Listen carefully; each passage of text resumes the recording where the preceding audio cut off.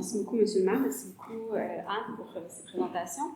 Alors, bonsoir à toutes et à tous. J'imagine que si vous êtes ici ce soir, c'est que vous avez préféré en apprendre plus sur Paul Sérusier plutôt que d'assister à la conférence qui avait lieu en même temps, à la même heure, sur les Médéis. C'est bien ça? Bon, je vois personne quitter la salle, donc j'en déduis que vous êtes au bon endroit. Non, plus sérieusement, j'imagine que vous avez envie d'en apprendre plus sur la maison Paul Sérusier et puis sur les secrets qu'elle contient, donc allons-y sans plus attendre. Je vous présente la maison.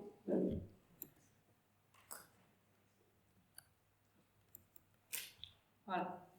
Je vous présente la maison de Paul Sérusier. C'est une maison en apparence très banale, peut-être même que vous êtes passé plusieurs fois devant sans même vous y arrêter. D'ailleurs, pourquoi l'auriez-vous fait? C'est pas une maison particulièrement belle, c'est pas une maison qui a l'air particulièrement bien entretenue non plus. Et pourtant, ce que je tâcherai de défendre ce soir, c'est que, un peu comme à la manière de ce que Rabelais disait d'autrefois à propos de ses livres, c'est qu'il est un peu semblable à un silène. C'est-à-dire que, vilaine de corps, elle n'en cache pas moins à l'intérieur un trésor fabuleux, c'est ce que je tâcherai de défendre ce soir. Je procéderai... il y aura trois volets à mon exposé. D'abord, je vous présenterai celui à qui on doit cette maison, Paul Sérusier. Et là, je me dis que si vous êtes ici ce soir, c'est que sans doute vous en connaissez un peu sur Paul Sérusier. Il y a même des gens qui s'y connaissent beaucoup sur Paul Sérusier. Mais ne serait-ce que pour qu'on commence tous sur la même longueur d'onde, je vous présenterai brièvement Paul Sérusier et j'insisterai dans cette section de mon exposé sur l'installation de Sérusier à Châteauneuf-du-Fou et puis sur la maison en elle-même. Je vous présenterai ensuite ce trésor que j'estime que la maison contient, c'est-à-dire ses décors. Et là, je précise, quand je dis décors, on parle vraiment d'œuvres qui sont faites pour orner des murs. La maison de Sérusier, elle contient un des seuls décors de Sérusier encore existants, tous les autres ayant été soit détruits lors des bombardements de la Grande Guerre, soit démantelées. J'entends que les œuvres ont été faites pour orner un endroit en particulier et qu'elles ont été depuis dispersées, elles appartiennent à différents musées, soit ils ont été perdus, c'est-à-dire qu'on sait par des lettres qu'il y a eu un décor à un certain moment donné, par exemple à Huelgoat, mais on n'a pas retrouvé l'œuvre, on ne sait pas où est-ce qu'elle se trouve. Et c'est un décor qui frappe dans la maison de Sérusier, vous l'avez peut-être remarqué déjà, par vraiment sa disparité. On a autant une représentation de Jésus-Christ dans la maison de Sérusier que des représentations de planètes, que des fleurs, qu'un gargantua, que des elfes, des sortes de corrigans, tout autant de représentations qui frappent par leur caractère disparate. Ce que je défendrai dans cette section, c'est que ces œuvres-là sont en réalité reliées par un lien, et ce lien-là, il s'agit de l'œuvre de, vous connaissez peut-être cet auteur français, l'auteur de la Renaissance, François Rabelais, auteur que Sérusier admirait énormément. Mais bon, c'est déjà une chose de citer Rabelais, encore faut-il savoir pourquoi est-ce que Sérusier cite Rabelais. Ce sera mon troisième volet. Dans ce troisième volet, je défendrai l'idée que Sérusier s'est inspiré de Rabelais pour créer dans sa maison un parcours qui est typique des religions à mystère. En vous promenant dans sa maison, ce que vous auriez normalement dû déduire, c'est que l'âme a une origine divine, qu'elle a chuté sur terre et puis qu'elle erre depuis dans l'intention de rejoindre cette origine divine. Vous vous dites peut-être, ouf, est-ce qu'il y a vraiment pour représenter tout ça dans sa maison? Vous allez voir que plus on va avancer dans l'exposé, plus ça va vous apparaître de plus en plus clair. Mais commençons d'abord par parler de Paul Sérusier. Alors, Sérusier est né en 1804. Je sais qu'on l'associe souvent à la Bretagne, mais en fait, c'est un Parisien de naissance. Il appartient à une famille assez aisée. Son père est directeur de la fameuse parfumerie Gantry-Houbigant.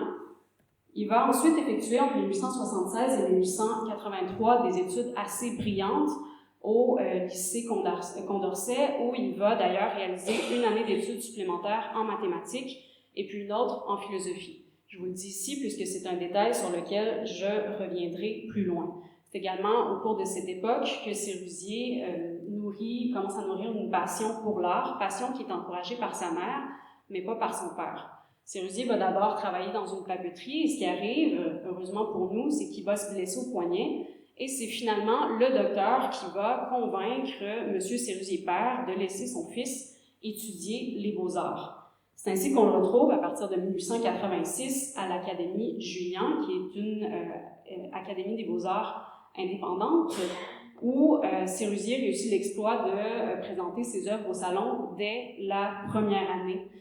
Ce qui fait que ses professeurs, content de lui, vont le nommer massier. C'est lui qui est chargé de récolter les cotisations à l'académie. C'est également lui qui est chargé d'assister les maîtres.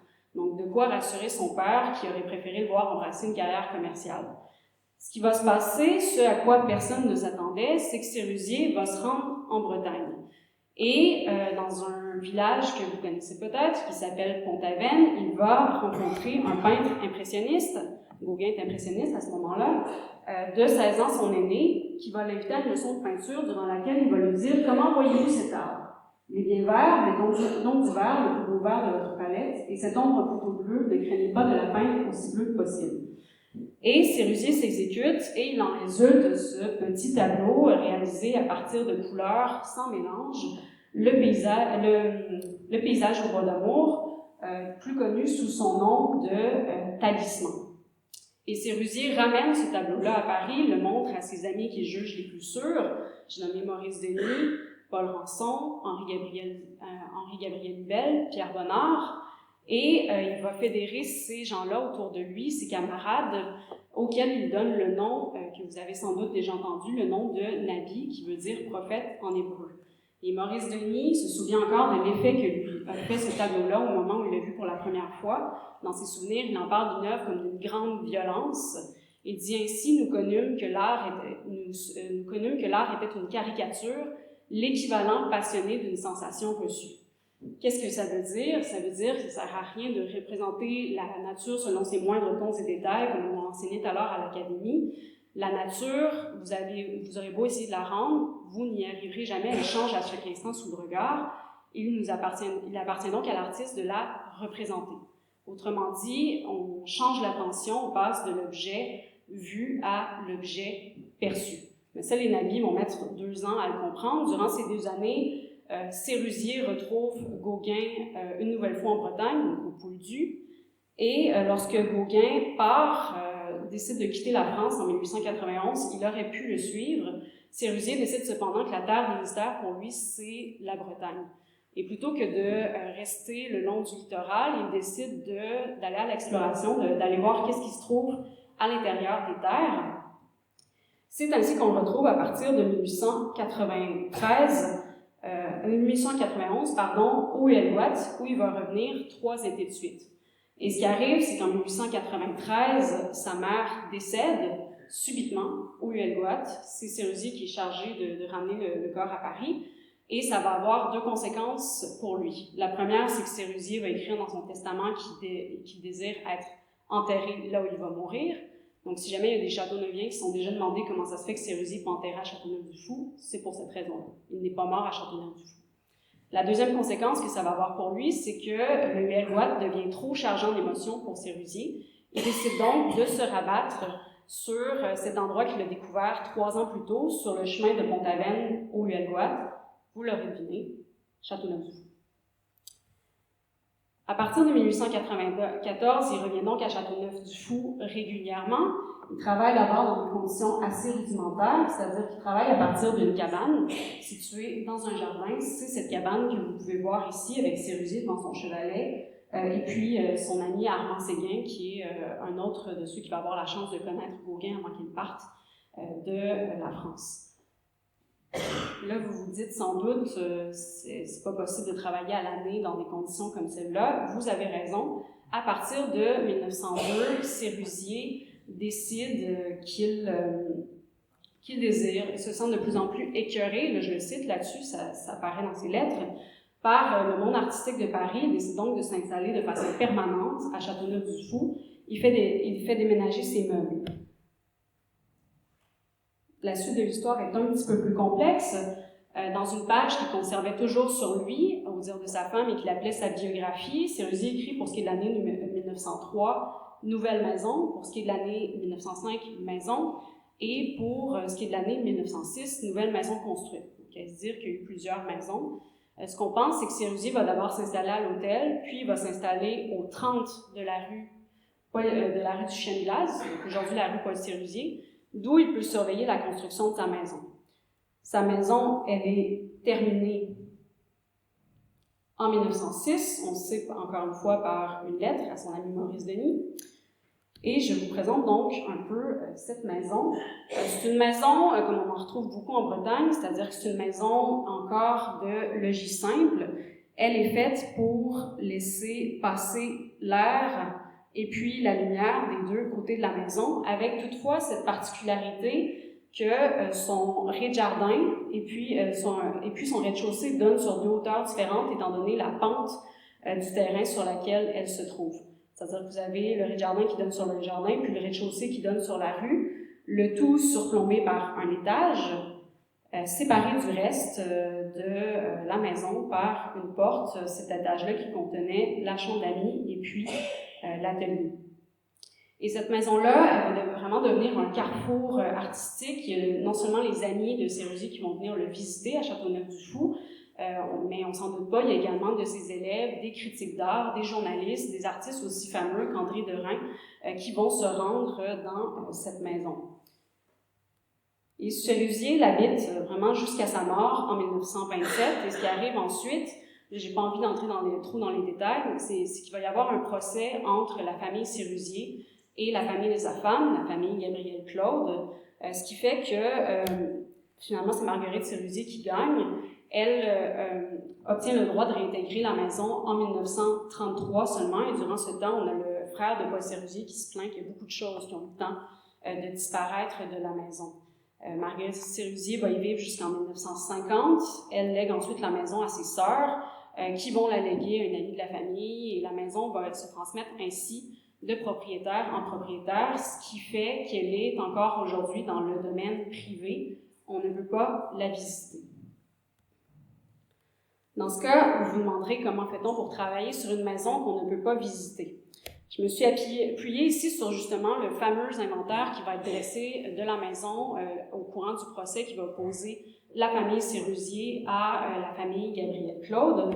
Je me suis également appuyée sur des témoignages de gens qui ont pu visiter la maison du vivant de l'artiste, notamment sur le témoignage de Maurice Denis, qui était sans doute un des personnages les plus proches de Sérusier. Je me suis également appuyée sur une série de photographies qui sont conservées à la mairie de Châteauneuf-du-Fou, qui nous permettent de nous faire une idée de ce qu'il y avait à l'intérieur de la maison. Mais bon, c'est pas tout de savoir qu'est-ce qu'il y avait à l'intérieur de la maison, il faut aussi savoir où les œuvres étaient situées. On a la chance de bénéficier pour ça de plans d'architecture qui ont été demandés à la mairie en 1986 par le musée de Pont-Aven, ce qui fait qu'on est capable ce qui a fait qu'à partir de là, j'ai pu reconstruire la maison en 3 dimensions et resituer les photos à l'intérieur de la maison, les photos qu'on possède, pour vraiment nous faire une idée complète du décor, de comment est-ce que c'était organisé à l'intérieur de la maison. Et j'en viens donc à nos fameux décors. Sérusier disait « Il n'y a pas de peinture, il n'y a que des décorations ». Ça vous indique à quel point, pour lui, c'était quelque chose qu'il considérait comme important. Il voyait l'œuvre placée sur un mur comme étant le seul moyen de la mettre en communication avec l'architecture, de la mettre en communication avec le mobilier, mais aussi plus largement avec le spectateur, et je vous dirais même avec l'univers, avec le cosmos. Il avait cette dimension un peu mystique. Il va réaliser les décors de sa maison en 2 temps. On le sait par une lettre à Maurice Denis. Sérusier commence par décorer la salle à manger de sa maison. Il écrit à Maurice Denis « J'ai fait 3 grands panneaux, cortège de Bacchus. Bacchus, jeune et beau, ressemble d'Imabonne à Saint-Antoine de Padoue. Pan ressemble à Albert Clouard. Silène à Francisque Sarcé. Les bacchantes et bacchantes à tout le monde. C'est très coloré, quoique fait avec des gris. » Et il ajoute, mais le temps passe et ma décoration bachique n'est pas à moitié terminée. Ce qui nous indique qu'il y a plus que 3 panneaux, qu'il a réalisé plus que 3 panneaux. Là-dessus, Maurice Denis, qui visite la maison et écrit sur le sujet en 1943, nous permet de nous faire une idée de quels étaient ces panneaux.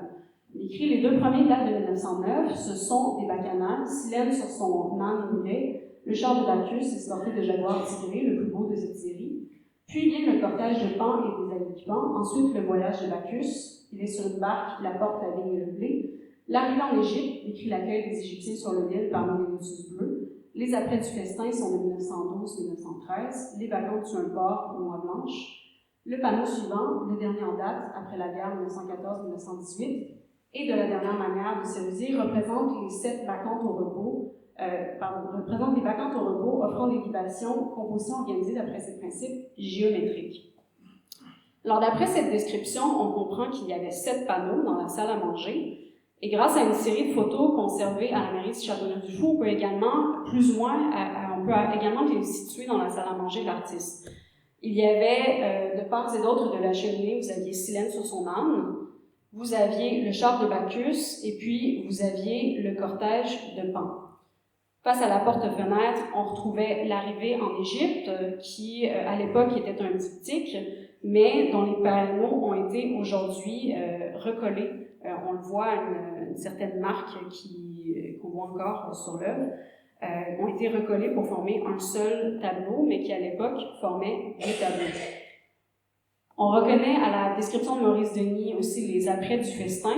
Pour ce qui est du dernier tableau, on peut statuer avec un grand pourcentage de certitude qu'il s'agit des libations, puisque le tableau est reproduit dans l'ABC de la peinture, publié en 1943, ouvrage illustré par Marguerite Sérusier elle-même, et dans l'ouvrage, le tableau est identifié comme faisant partie de la salle à manger. Donc voici ce que ça donne, à peu près. Là-dessus, j'ai placé les apprêts du festin à gauche de Silène sur son âne. Je vous expliquerai pourquoi tout à l'heure, et puis les libations ici. Sérusier reprend son projet aux alentours de 1912. Sa femme vient alors d'accoucher d'un enfant mort-né et il passe le temps en couvrant ses murs de peinture. Il écrit à Maurice Denis à ce moment-là: « J'ai peint dans mon antichambre des ornements géométriques avec les signes vénérables du zodiaque. » On assiste donc ici à un changement de médium, alors que dans la salle à manger, on avait vraiment des panneaux amovibles. Ici, vous avez Sérusier qui peint directement sur les murs de sa maison, directement sur le plâtre avec la peinture à l'œuf, et ça donne une œuvre longue de 17 mètres qui couvre tous les corridors. Je vous l'ai inscrit ici de manière schématique. Œuvre divisible en 27 sections, toutes entourées d'un cadre blanc, auquel il faut ajouter 2 autres œuvres qui sont situées dans des niches. C'est une œuvre, comme je vous disais tout à l'heure, qui marque par son caractère disparate. Si vous pouvez le voir sur les schémas, on retrouve autant une représentation de Jésus que des représentations de planètes, un gargantua, on a une représentation des travaux ménagers. C'est difficile de voir le lien qu'il y a entre ces œuvres-là. Moi, ce que je défends ici, c'est que même si les décorations de Sérusier ont été réalisées en 2 temps, même si elles ont été réalisées dans un médium différent, elles sont en réalité liées. La première chose qui m'a donné l'idée de ça, c'est, faut vous dire que l'œuvre longue de 17 mètres qui couvre tous les corridors, elle est surplombée de ces motifs géométriques que vous pouvez voir ici, donc de ces triangles imbriqués, et ce sont les mêmes triangles qu'on retrouve sur les murs de la salle à manger, cette fois-ci en céramique. Je pense également que les œuvres, elles sont reliées par un lien qui n'est pas visible tout de suite, qui est un peu plus secret, mais qui n'en est pas moins là. Et ce lien-là, je pense qu'il s'agit de l'auteur François Rabelais. Donc, je vous explique. Sérusier, d'après Maurice Denis, lisait très peu, mais relisait beaucoup.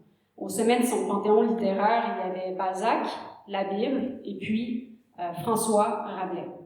Alors, à main levée, qui est-ce qui connaît François Rabelais ici, qui a déjà lu? Oui, je vois des têtes.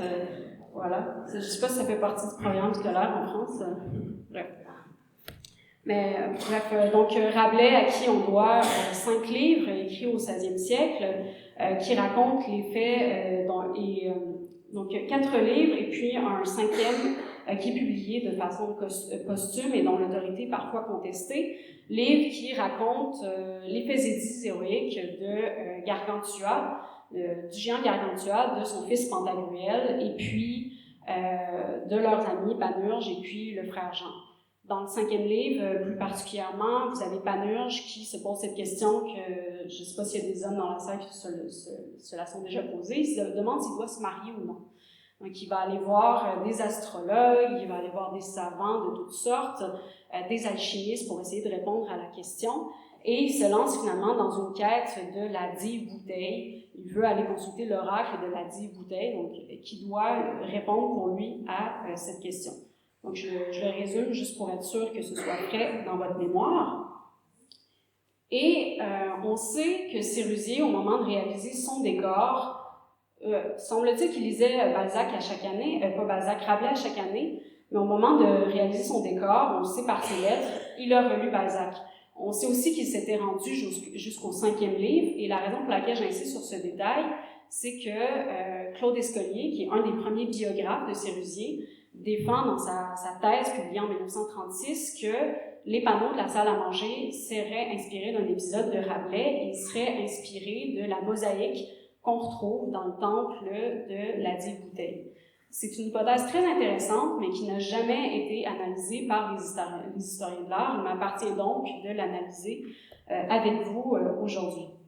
Alors, je vous mets un peu en contexte. Vous avez les héros de Rabelais qui arrivent au temple de la dive bouteille. Là, vous avez 2 portes qui s'ouvrent mystérieusement d'elles-mêmes devant eux, et ils tombent en face ils arrivent dans cette salle dont le sol est couvert de carreaux en ligne diagonale, et ils voient cette mosaïque que Rabelais nous décrit ainsi. Au commencement, l'histoire en figures diverses, villes, villages, châteaux, forteresses, champs et forêts, tout ardentes en feu, en figure aussi histoire femmes diverses, forcenées et dissolues, lesquelles nettoient furieusement en pièces vos moutons et brebis toutes vives. Vous aurez sans doute reconnu les apprêts du festin de Sérusier. Rabelais continue. Conséquemment, laisse-toi figurer comment Bacchus marchois en bataille et laisse-toi assis sur un char magnifique tiré par 3 couples de jeunes léopards joints ensemble. Sa face est soit d'un jeune enfant sans un poil de barbe au menton, corne aiguë, une barbe qui est chaussée de brodequins dorés, et il est accompagné de Bathilde, femme forcenée, furieuse.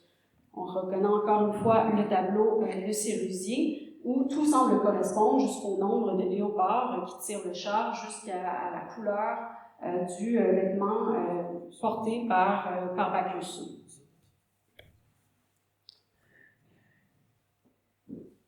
J'ai oublié de préciser tout à l'heure, donc Bacchus, dieu du vin, dieu de la fécondation, bien entendu. Et il continue en nous disant « L'avant-garde est soit menée par Silenus », donc si vous vous rappelez l'emplacement des tableaux que je vous ai montrés tout à l'heure, avant le char de Bacchus, on a Silène. Donc l'avant-garde est soit menée par Silenus, homme auquel il avoua fiance totale et duquel, par le passé, avoua la vertu, magnanimie, le courage et prudence en divers endroits connus.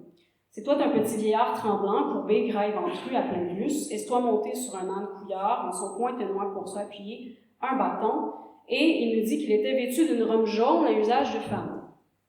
Encore là, ici, ça correspond. Vous avez Silène, qui était celui qui a éduqué Bacchus avant que Bacchus décide d'aller enseigner l'art du vin en Égypte et puis en Inde. Donc, Silène, vêtue d'une robe jaune, je ne sais pas si c'est à l'usage de femme, mais en tout cas d'une robe jaune, avec dans la main un bâton et puis monté sur un âne qui criait horriblement.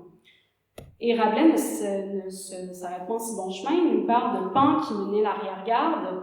Donc, si vous vous rappelez encore une fois le placement des tableaux, après le char de Bacchus, on a le cortège de Pan. Homme horrifique et monstrueux, car par les parties inférieures du corps, il ressemble à un bouc, les cuisses à voix toutes velues, porte-toi corne en pièce droite contre le ciel, le visage à voix rouge et enflammé, et la barbe bien fort longue. En main senestre, donc en main gauche, porte-toi une flûte, et en destre, un bâton courbé. Encore une fois, c'est ce qu'on a ici. Vous avez Pan avec la barbe bien fort longue, le visage rouge, un bâton dans une main, et puis une flûte. Et finalement, au bout, il soit décrit le pays d'Égypte, avec le Nil, ses crocodiles et autres bêtes à lui domestiques, et Bacchus marchant en icelle contrée à la conduite de 2 bœufs. Ici, c'est particulièrement intéressant parce que lorsque Maurice Denis décrit la maison, il parle de la barque du dieu qui est chargée de pains et puis de vin. Sans doute que la mémoire de Maurice Denis lui joue des tours. C'est effectivement 2 bœufs que nous avons ici. Bœufs que, si on revient à ce que nous dit Rabelais, les deux bœufs, sur l'un desquels est soit écrit en lettres d'or Apis, sur l'autre Osiris. Donc deux bœufs qui porteraient le nom d'Apis et puis d'Osiris. Nous retrouvons donc chez Sérusier tous les éléments de la mosaïque qui se trouve dans le temple de la dite bouteille, le seul tableau et ça va même jusqu'à l'emplacement des œuvres. Rabelais nous dit que la mosaïque figure à la part senestre de la porte d'entrée, donc à gauche de la porte d'entrée, c'est également le cas chez Sérusier. Il nous parle des carreaux en ligne diagonale, c'est également le cas chez Sérusier. Je vous ai montré tout à l'heure que c'était lambrisé. Et le seul tableau qui ne trouve pas de concordance jusqu'à présent, c'est les libations, qui pourrait faire référence à une scène qui se trouve plus loin. Et une fois que ce lien a été révélé, c'est là qu'on se met à faire d'autres liens. Je vous présente ici une œuvre qui s'appelle « Ceux qui font des vessies lanternes ». Pour Maurice Denis, cette œuvre-là représenterait le pays des lanternois. Avant de se rendre au temple de la dite bouteille, les héros de Rabelais arrivent dans ce pays fabuleux, qui est où se trouvent des lampes appartenant à différentes époques, des lampes aussi bien réelles que fictives. Vous avez aussi bien le phare d'Argos que la lanterne juridique, qui est une référence à un livre fameux à l'époque. Et on se rend compte, lorsqu'on regarde l'œuvre de Sérusier, que c'est également ce qu'il fait. Il nous montre des lampes appartenant à différentes époques, à différentes régions du monde.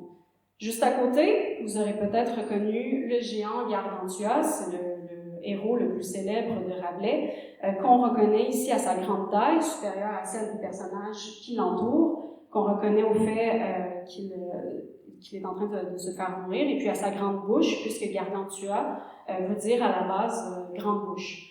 Comme son père Grandbousier, ça veut dire grande bouche. Je vous ai mis ici une œuvre de Doré à titre comparatif pour vous montrer que c'est les mêmes caractéristiques qu'on retrouve. Et ça ne s'arrête pas là. Quand je vous disais que les œuvres de la salle à manger puis les œuvres des corridors sont liées, les héros de Rabelais, après avoir vu la mosaïque du temple, se rendent dans ce que Rabelais appelle le second degré du temple. Qu'est-ce qu'on retrouve là? On retrouve une fontaine qui est entourée de 7 colonnes qui vont dans cet ordre. Vous avez d'abord des colonnes aux couleurs de l'arc-en-ciel qui sont toutes surmontées d'une représentation d'un dieu. Donc vous avez une colonne bleue figurant Saturne, une rouge figurant Jupiter, une jaune figurant Mars. Vous avez le Soleil, ensuite Vénus, ensuite Mercure, et puis finalement la Lune. Si on regarde la série d'œuvres que Sérusier nous montre directement à droite de sa porte d'entrée, on s'aperçoit qu'on a exactement la même chose. On a la Lune. À côté, vous aurez peut-être reconnu Mars, à sa lance et puis à son bouclier. Le caducée de Mercure, on reconnaît Vénus à sa chevelure rousse et puis à sa nudité, donc 2 attributs de la femme fatale en iconographie. On a finalement Jupiter qui avait la capacité de se transformer en aigle avec son attribut, les éclairs, et puis finalement le Soleil. Donc là, vous m'excuserez la qualité de la photo ici, on n'a pas forcément des bonnes photos pour toutes les œuvres malheureusement. Et finalement, vous avez cette œuvre assez énigmatique ici, qui a été associée par les historiens de l'art à la figure de la Vierge, peut-être parce que par sa position, elle rappelle la Vierge aux anges de Paul Sérusier, peut-être aussi parce que vous avez des signes du zodiaque pas très loin dans les corridors de la maison.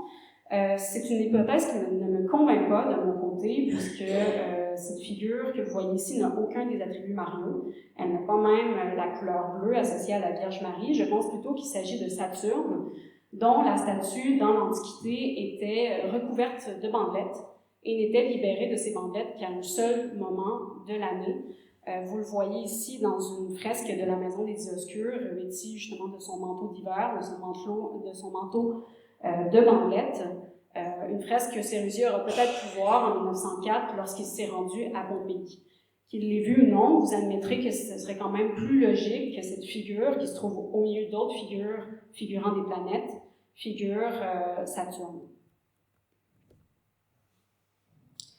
Et Rabelais nous dit également que sur le fût des colonnes, il nous dit qu'il y a dans le temple de la dite bouteille des représentations du zodiaque, donc Sérusier représente aussi des zodiaques dans sa maison, et il nous dit que les colonnes sont surmontées de ce qu'il appelle un zoophore. Alors, lorsqu'on se met à regarder, on s'aperçoit que les motifs géométriques que Sérusier met au-dessus de chacune des sections de son œuvre rappellent les différentes sections d'un entablement, c'est-à-dire qu'on reconnaît l'architrave, qui dans l'Antiquité était, bon, aujourd'hui tout ça est blanc, mais c'était peint, c'était décoré.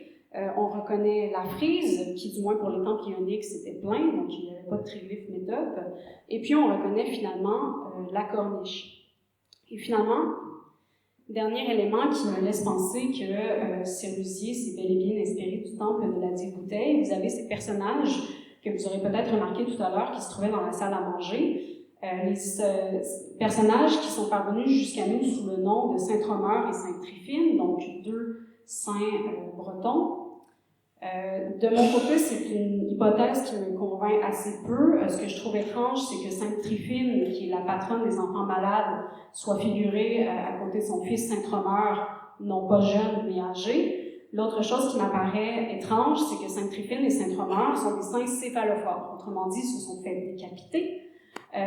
Comme Sérusier représente ici la légende de Sainte-Tryphine, les deux ici possèdent leur tête. Il a également été avancé par l'historien de l'art Virginie Foutel que ce serait un autoportrait de Sérusier et puis de sa femme. Je n'exclus pas cette possibilité, ça me semble quand même étrange là encore, puisque Sérusier a réalisé très très peu d'autoportraits. Le futur musée Sérusier en possède un des seuls, à ma connaissance, autoportraits de Sérusier. Je pense ici que ça entre, encore une fois, tout à fait dans la logique du temple. Le plus qu'on puisse dire, c'est que c'est un prêtre et puis une nonne, on reconnaît à leur costume. Et Rabelais, avant que ces personnages entrent et ne voient la mosaïque du temple, se fait d'ailleurs arrêter par une garde, par le grand gouverneur Fût, qui est un jeu de mots sur la ressemblance de sonorité entre fût, donc un récipient, et puis feu. Ce qu'on retrouverait donc, ce serait le feu sacré ici, donc vous voyez, ça se situe à l'endroit d'une cheminée. Le feu sacré, entouré de son prêtre et de sa prêtresse. On se trouverait dans un temple. Là-dessus, je ne sais pas si vous commencez déjà à être étourdi, ça fait quand même beaucoup d'œuvres. Il faut savoir que Sérusier n'avait pas seulement peint que sa salle à manger, n'avait pas seulement que peint ses corridors, il avait également peint cette pièce à gauche de l'entrée qu'il appelait son parloir, puisque Sérusier détestait le mot salon. Pour lui, ça lui évoquait un endroit où il perd son temps, donc il appelait ça le parloir. Parloir qui comportait 4 tableaux représentant de ces petits êtres qui vous rappelleront peut-être les Corrigans. Et il avait aussi peint je pense que je n'ai pas le bon plan, mais bon. Il avait également... Oui, non, ça va.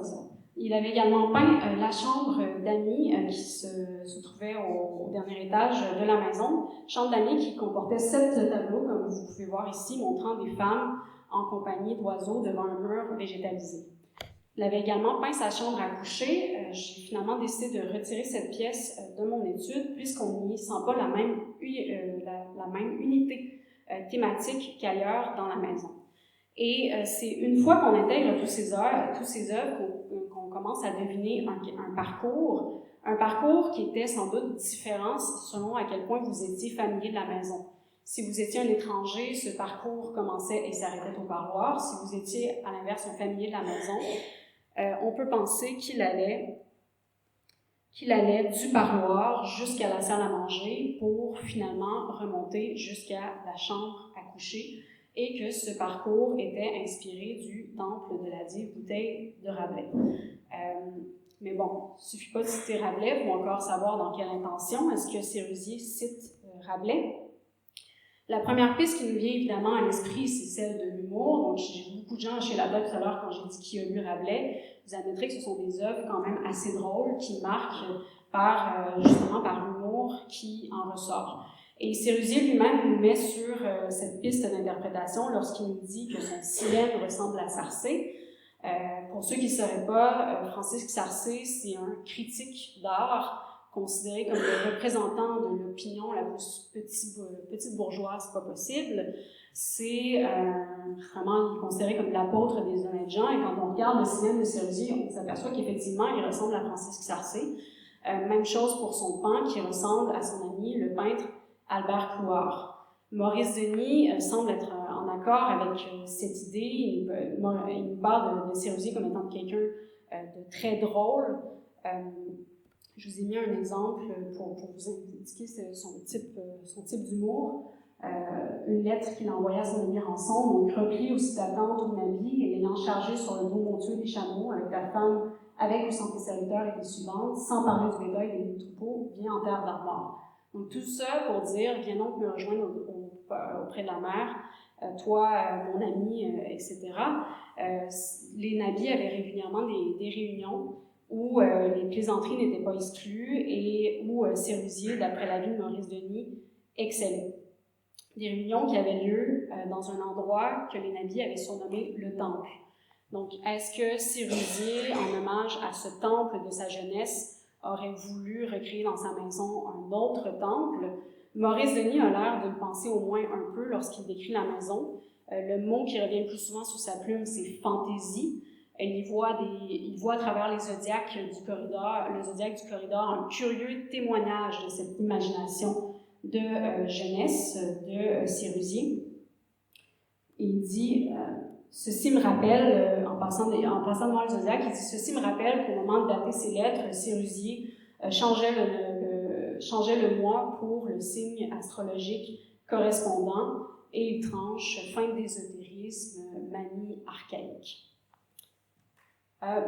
De mon côté, je ne suis pas tout à fait d'accord avec Maurice Denis. Il y a deux raisons à ça.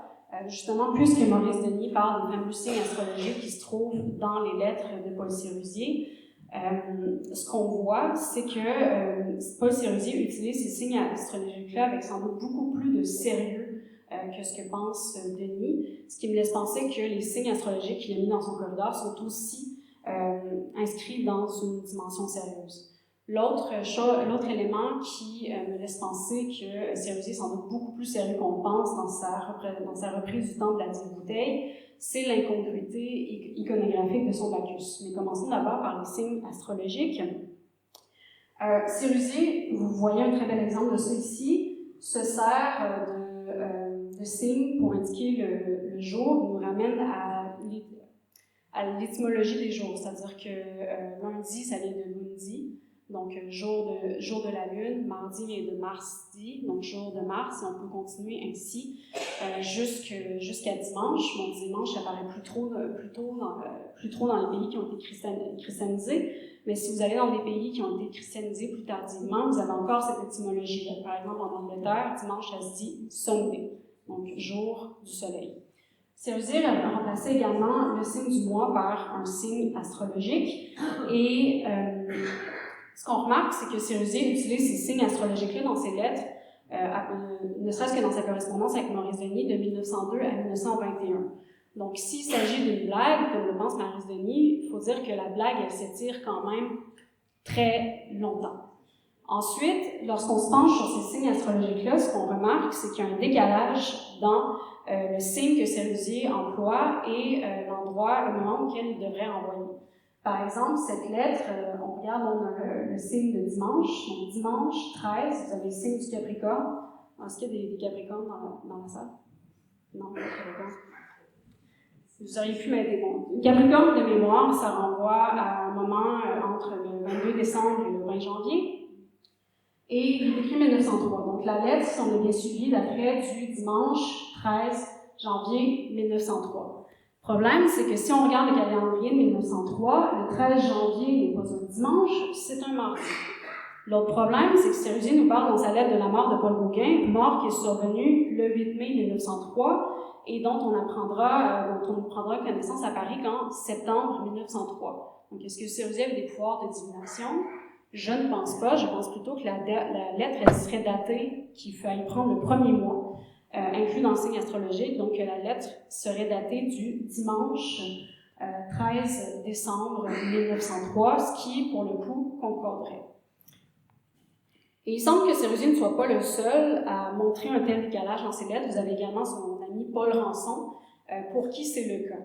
Et la seule conclusion à laquelle on peut en venir, parce que ça apparaît vraiment systématiquement dans toutes les lettres de Sérusier, c'est que Sérusier et Rançon ne s'appuient pas sur l'astrologie telle qu'elle était popularisée au XXe siècle, donc les fameux horoscopes des journaux, c'est que Sérusier s'appuierait plutôt sur l'astrologie dans sens traditionnel, c'est-à-dire qu'il y a eu un moment où les signes astrologiques, donc pensée de Bélier, ça commence avec l'équinoxe de printemps, étaient alignés avec la constellation du Bélier qui se trouve derrière. Ce qui arrive, c'est que la Terre, comme elle tourne, comme elle bouge sur son axe, un peu comme une toupie, l'équinoxe est déplacé, ce qui fait qu'aujourd'hui, les signes astrologiques chevauchent 2 mois. Mais Sérusier ne les utilise pas comme ça, donc ça nous montre qu'il avait un niveau de connaissance astrologique qui dépassait celui du simple néophyte. Élément qui nous est prouvé par ces symboles qu'on retrouve aussi dans ces lettres, qui ont pour nom carré, sextile et trigone. Ce sont des signes qu'on utilise pour la lecture de cartes du ciel, donc un moment dans le ciel qui est associé avec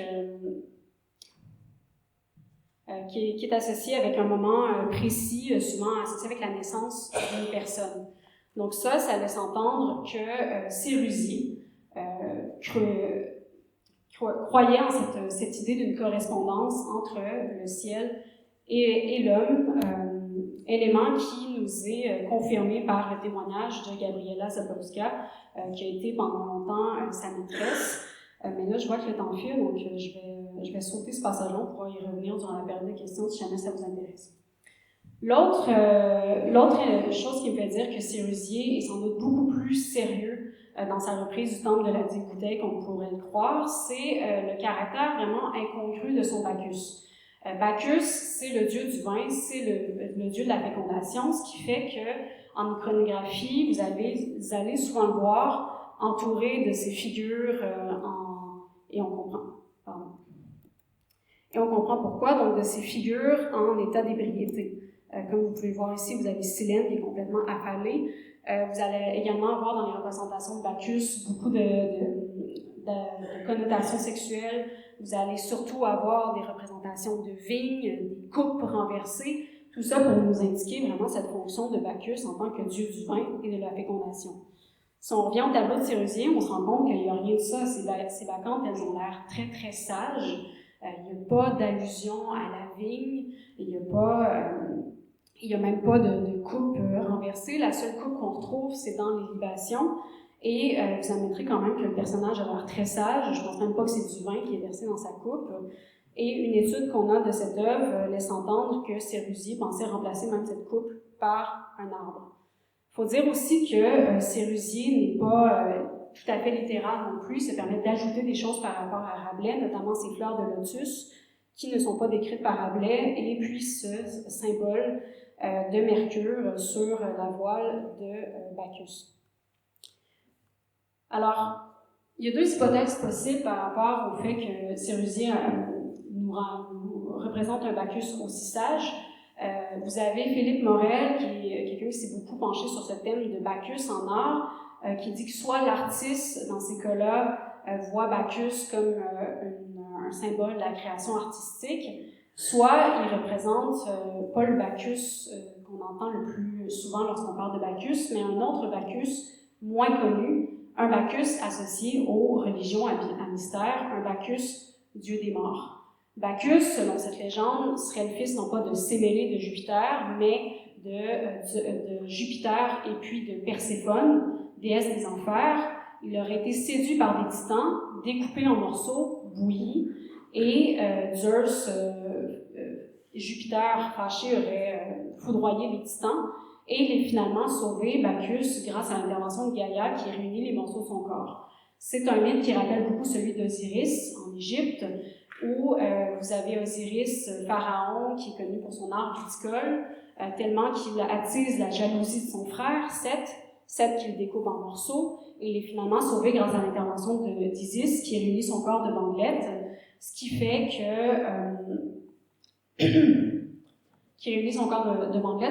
qu'on reconnaît Osiris comme le dieu des morts, comme le dieu des forces végétatives de la terre. Il va être plus tard associé au culte d'Isis, donc dieu taureau de la fécondation, d'où son surnom Isis-Osiris. Je ne sais pas si ça vous rappelle un élément qu'on a vu tout à l'heure, les 2 bœufs dans la barque de Rabelais, décrits comme Isis et Osiris. C'est un mythe qui, bien qu'il soit peu connu, étant donné son rapport avec les religions à mystère, n'en était pas moins très bien connu. C'est un mythe qui, bien que marginal, n'était pas moins très bien connu à la Renaissance par les auteurs néoplatoniciens qui vont y voir une expression de l'âme mise en pièces. C'est un mythe qui va être également repris au 19e siècle, quand des auteurs protestants vont se mettre à s'intéresser aux origines du christianisme. Ils vont y voir une sorte de préfiguration du Christ à travers ce mythe de l'enfant Bacchus mis en pièces, qui n'a pas d'autre choix que de nous rappeler une scène de la Bible, Jésus tendant le pain à ses disciples, le rompant et disant « Ceci est mon corps livré pour vous ». C'est ce qui pourrait expliquer d'ailleurs la présence du Christ dans la maison de Sérusier. Je vois le temps qui passe, donc je vais essayer d'aller un peu plus vite. Et ce qui me laisse penser que Sérusier connaissait ce mythe, au même titre que Rabelais, c'est que Sérusier était un disciple d'Édouard Schuré. Édouard Schuré, à qui on doit beaucoup de textes, et si jamais vous le connaissez, c'est plus probablement en raison de ce texte, Les Grands Initiés, publié en 1889, texte dans lequel Schuré défend la thèse comme quoi il n'y aurait pas plusieurs religions, mais vraiment une seule et même grande religion. Il trace donc un grand arc de Rama à Jésus-Christ, en passant par Orphée, Pythagore et puis Platon. Et il nous décrit notamment dans ce livre un culte qui aurait eu lieu tous les 5 ans à Éleusis, donc pas très loin d'Athènes, dans lequel une grande statue de Bacchus, tiens donc, était portée par des femmes qui étaient invitées à entrer dans le temple, à plonger sous terre, qui étaient soumises à une série d'épreuves et qui ressortaient ensuite de l'heure, retournaient à la lumière, et qui, selon leur degré d'initiation, étaient en mesure de comprendre que l'âme possède une origine divine, qu'elle a chuté sur terre et qu'elle cherche depuis ce temps à retrouver le lieu de son origine. Donc, je pense que c'est un parcours de ce type que Rabelais aura mis dans son œuvre et dont Sérusier se sera inspiré. Là, je vous ici une parenthèse, je vous entends ici, vous allez me dire, bon, mais Rabelais c'est drôle, Rabelais c'est pas ça, Rabelais c'est pas de l'ésotérisme, c'est drôle. C'est vrai, Rabelais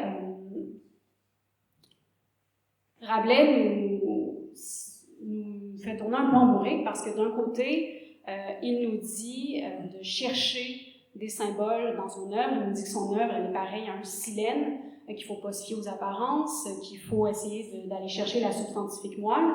Et d'un autre côté, il nous dit de ne pas faire à la manière de tous ces calfeutreurs qui se sont mis à imaginer des métaphores partout dans l'œuvre de Rabelais. C'est ce qui fait que pour certains, l'œuvre de Rabelais ne cache aucun profond secret, sinon un remède à l'ennui, tandis que pour d'autres, l'œuvre de Rabelais baigne en entier dans une atmosphère mystique inspirée du Timée de Platon. Et pour Romain Ménini, qui est un spécialiste de Rabelais, pour lui, l'ambiguïté du texte de Rabelais elle tient moins à son prologue qu'à son intertexte.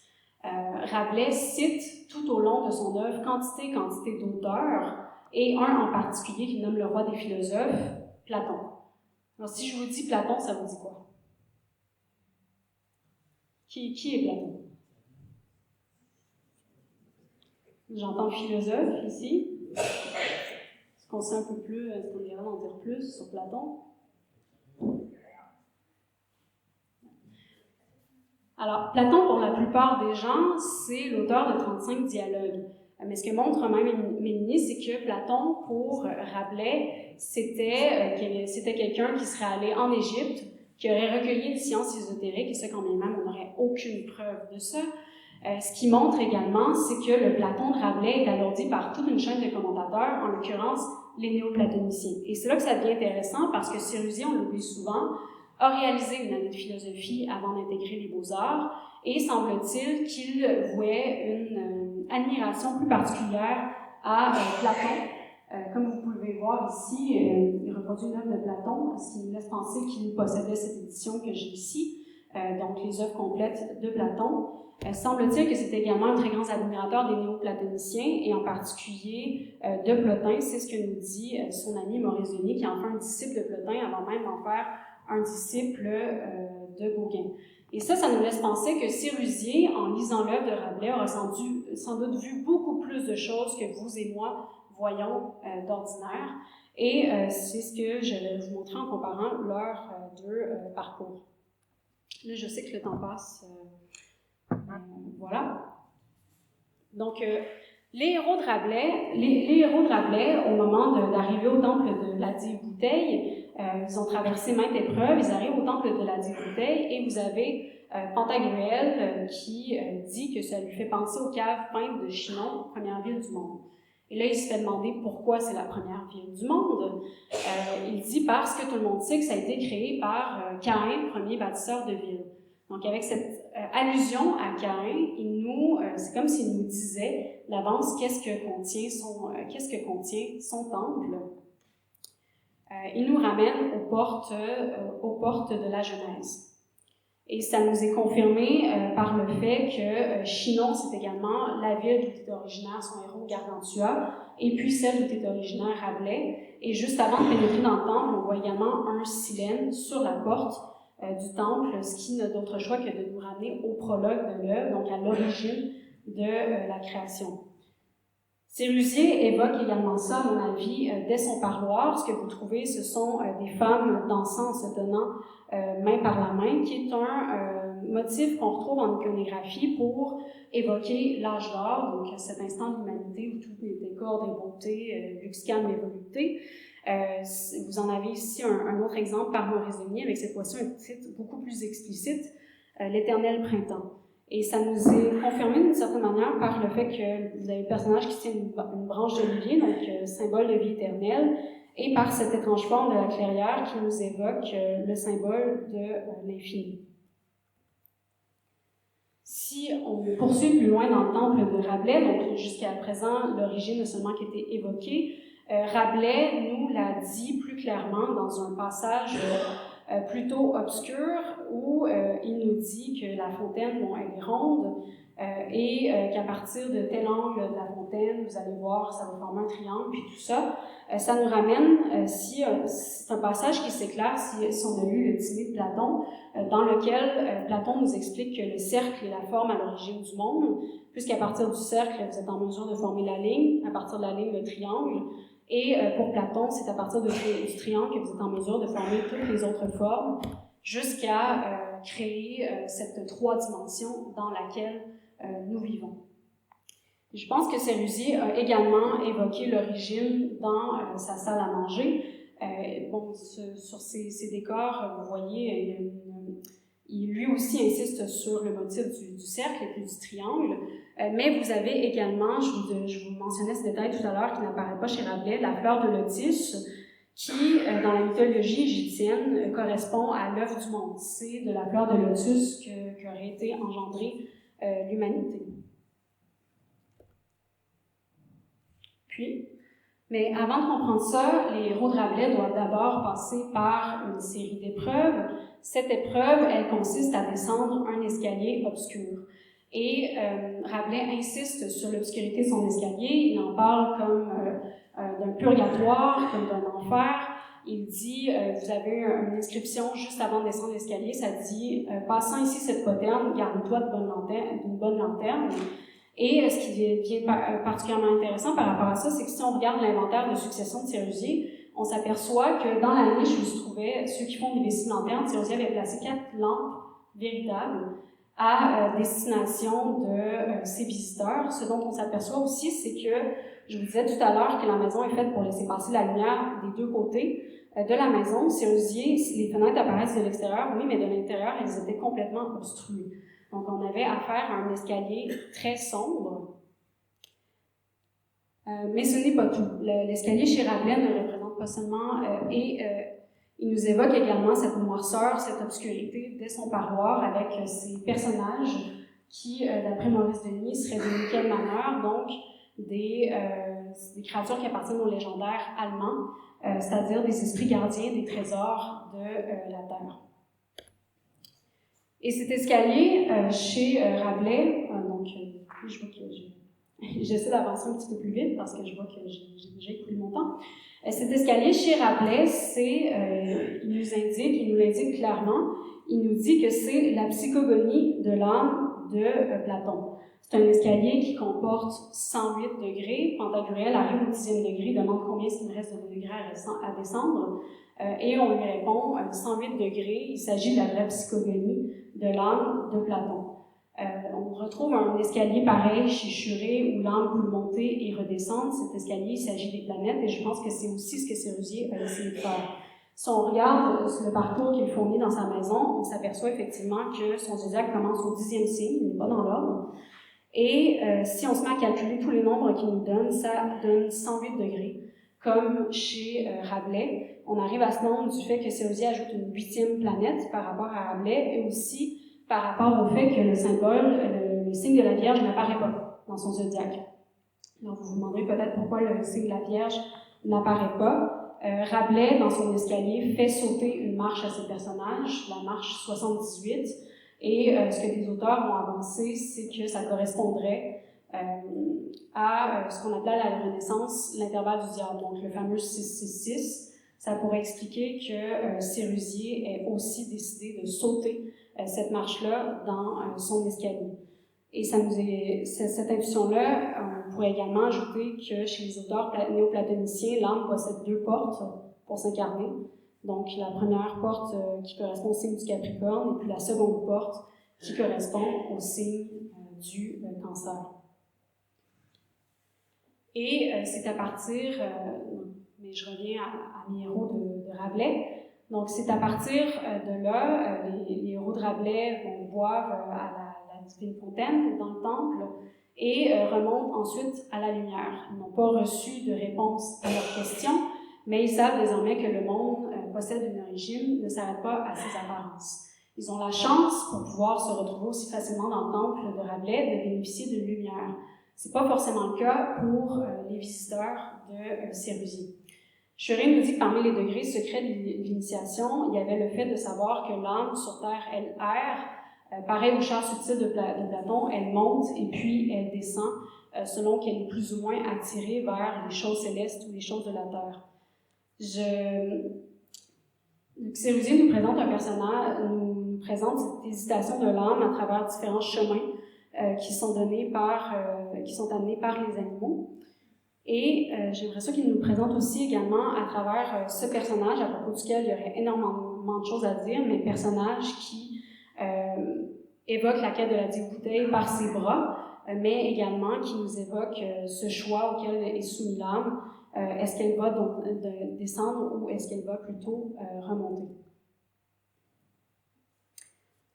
Et à partir de là, une fois qu'on a réussi à sortir de cette boucle, il existe un moyen de remonter. Selon Churet, ce moyen-là nous est amené par des grands prophètes qui ont réussi à montrer la voie.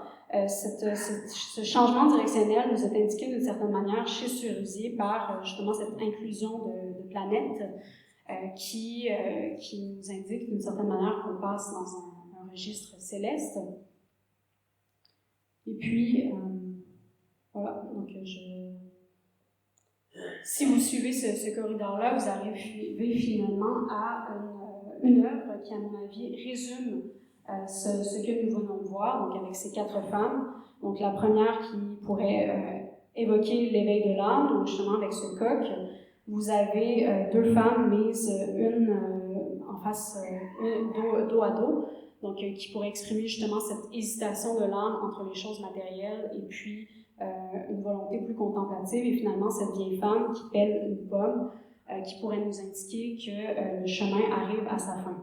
À côté de cette œuvre-là se trouvait une porte, et là, il faut vous imaginer, à l'époque, vous venez de franchir tout ce parcours dans l'ombre, et vous arrivez finalement à cet espace de la maison qui est beaucoup plus lumineux, exactement comme les femmes du temple à Eleusis, vous venez de faire un parcours de l'ombre à la lumière. Et une fois arrivé dans la chambre d'amis, ce sur quoi vous tombiez, c'est ces œuvres-là, qui présentent des femmes devant un mur végétal. Donc c'est la dernière image que je vous présente, je vous promets. Ces femmes devant un mur végétal avec des oiseaux et puis des instruments de musique.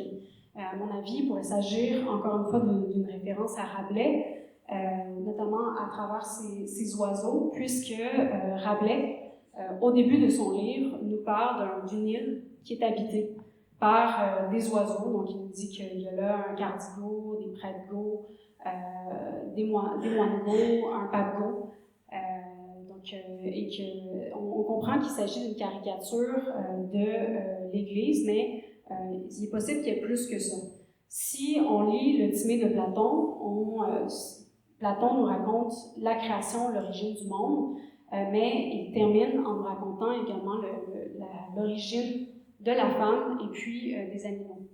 Et là, je m'excuse, mesdames, il nous explique que la femme serait, à vrai dire, un homme qui aurait régressé. Et puis, voilà. Mais il dit que ce serait un homme qui se serait montré injuste dans une autre vie. Et si elle ne se réforme pas, elle se transforme ensuite en oiseau. Les oiseaux qui, pour Platon, représentent les hommes qui sont attirés par les choses célestes et qui préfèrent se concentrer sur les choses matérielles de la terre. Donc, quand on sait ça, on comprend un peu plus ce passage de Rabelais où tout le clergé apparaît sous la forme d'un oiseau. Et Sérusier, on le sait par le témoignage de son ami Yann Verkade, croyait dans cette chaîne du vivant. Il croyait qu'il y avait un passage qui se faisait du monde minéral au monde végétal, au monde animal et jusqu'à l'homme. Il pensait même que c'était une preuve qu'il devait y exister quelque chose au-dessus. C'est d'ailleurs cette conversation-là qui va faire que son ami Yann Verkade va décider de se convertir au catholicisme. Et si effectivement il s'agit de ça, bien, ça nous expliquerait la présence de fleurs dans la maison de Sérusier, ça nous expliquerait également ces animaux qui sont en train de courir tout le long des corridors. Une fois rendu à la chambre, c'est que vous auriez atteint ce sommet de la chaîne de l'évolution à travers ces femmes et ces oiseaux, et Sérusier qui nous laisse entrevoir à travers ça, après être passé par l'ombre, cette lumière divine qui se cacherait au-delà de la forêt. Et en terminant, parce que je commence à manquer de voix, j'ai beaucoup parlé. J'aimerais vous parler de Michel Bertrand, qui était le neveu de Sérusier, qui, lorsqu'il va visiter la maison, en parle comme d'un lieu hanté.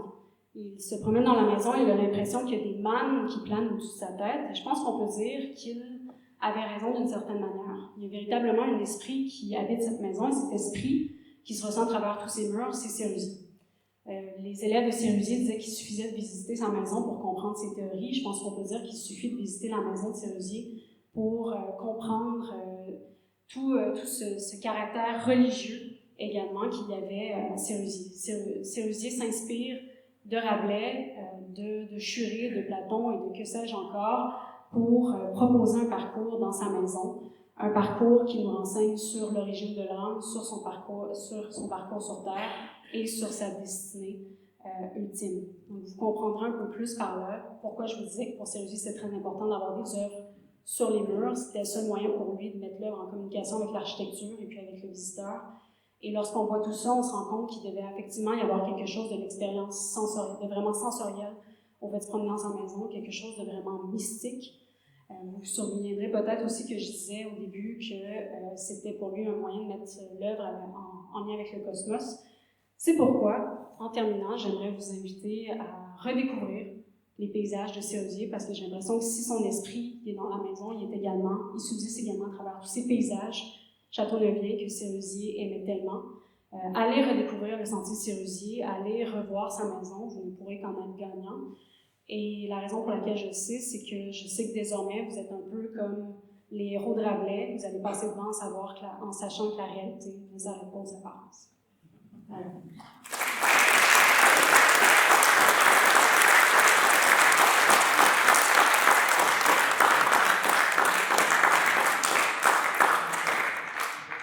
Je sais que j'ai écourté beaucoup la fin. Voilà, c'est complexe, c'est un programme complexe.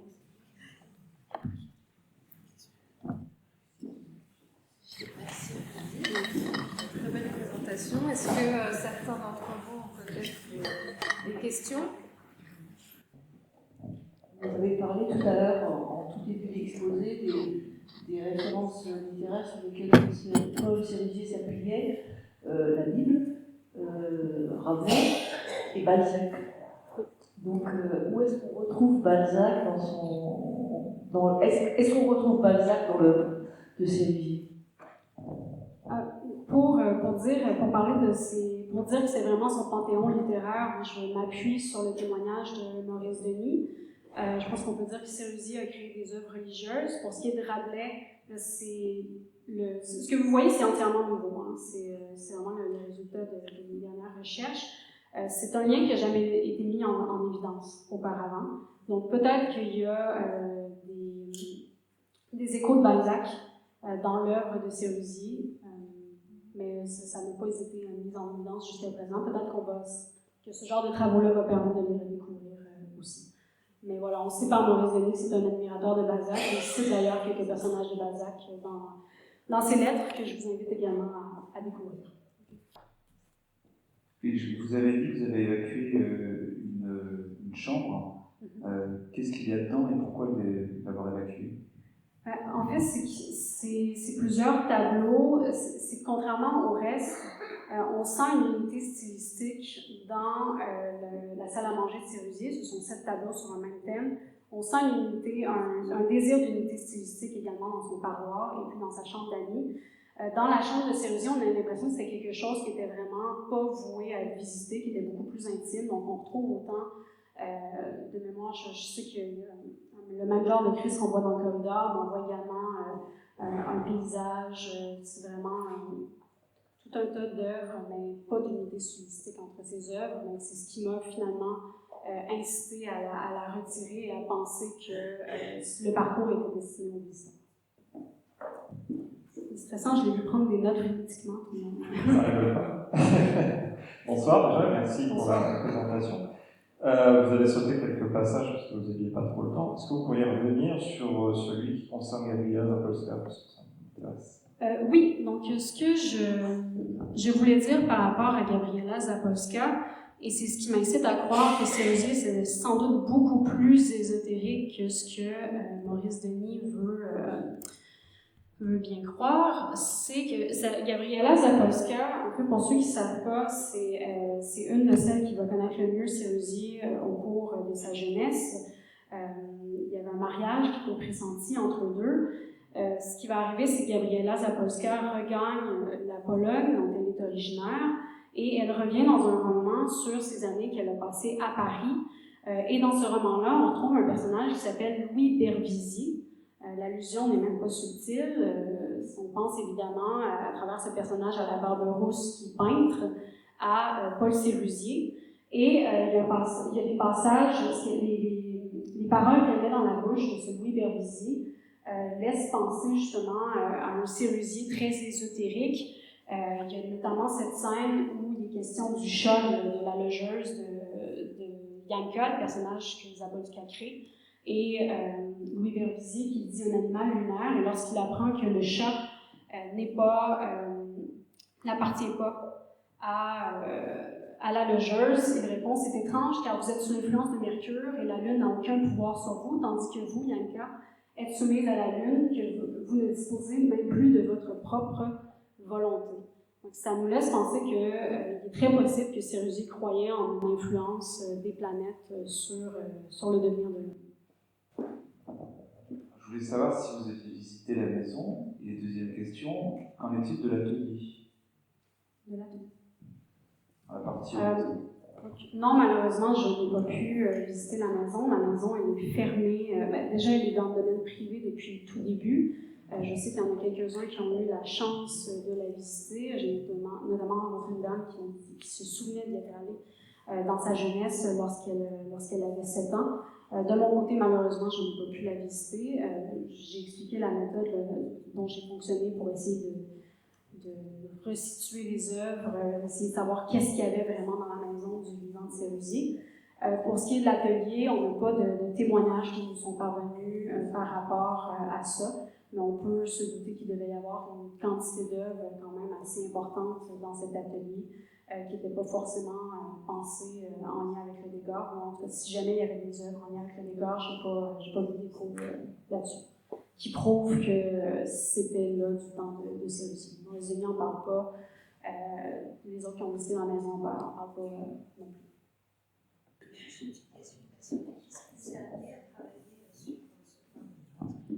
Qu'est-ce qui m'a amené à travailler sur Sérusier?